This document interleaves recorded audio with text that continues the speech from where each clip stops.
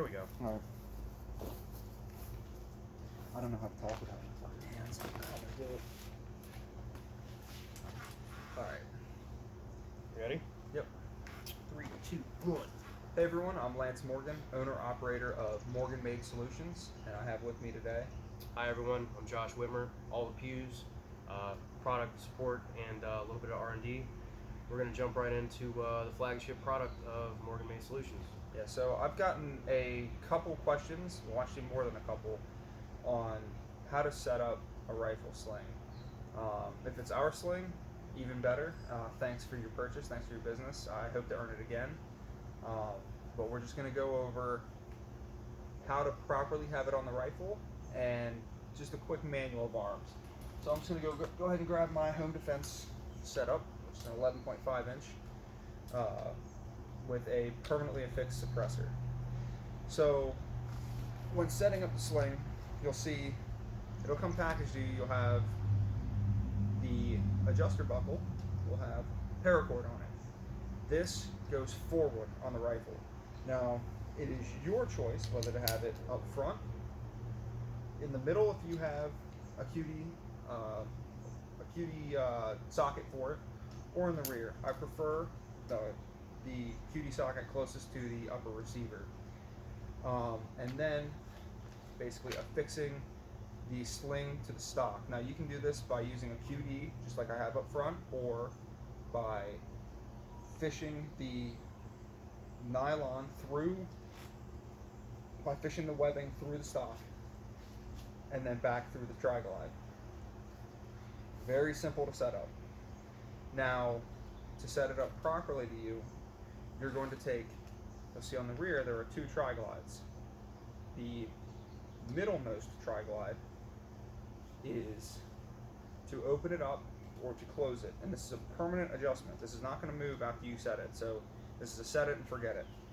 And you want this so that the rifle is tight to your body when it's slung, but that you can still bring it up and present it. That's how you want it. And what the adjuster is for then is if you need extra mobility, rather than having to swim out of the sling, you grab your paracord and just open it up, and it's like you're not even wearing it. And then when you're done doing all your shooter stuff, or your LARPing, then you just slide that thing forward and you're good to go to stow it. So we have ours set up a little bit different. I know there are people that want to run it on the latch plate, and that's how Josh has his set up. So we'll just go over that real quick and then we'll wrap up the video. That is correct. I have mine on a rear ASAP mag pull plate. I like this because it has a little bit of movement.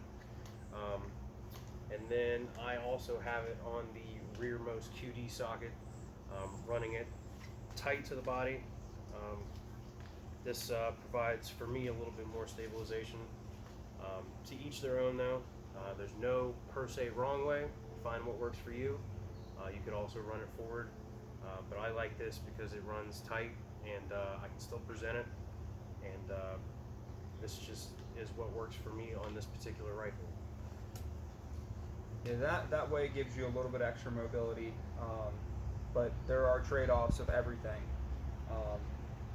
and it gives you more mobility, but it also sacrifices a little bit more play in the rifle if you wrap it around the back. It tends to want to walk back forward, but how often do you do that? Yeah. So there are, let's say you don't have a QD socket, or you don't have a rail that takes a QD socket. Or you don't want to spend $15 on a QD. Yeah. You can buy I'm trying to think what they're at Walmart right now. It's like $15 for 500 yards or 500 feet of 550 paracord.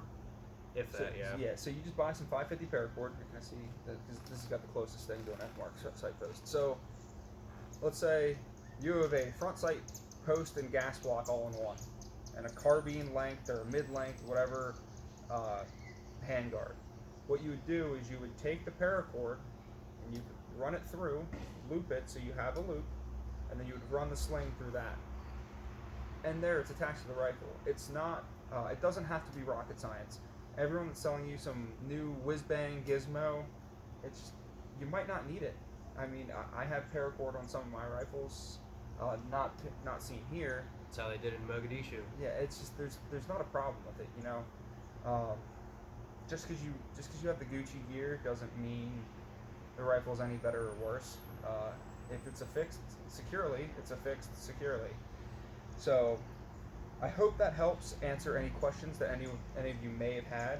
If you have any other questions that you'd like answered, or if you want to know about any of the rifles that are visible here, we'll be doing overviews of our setups.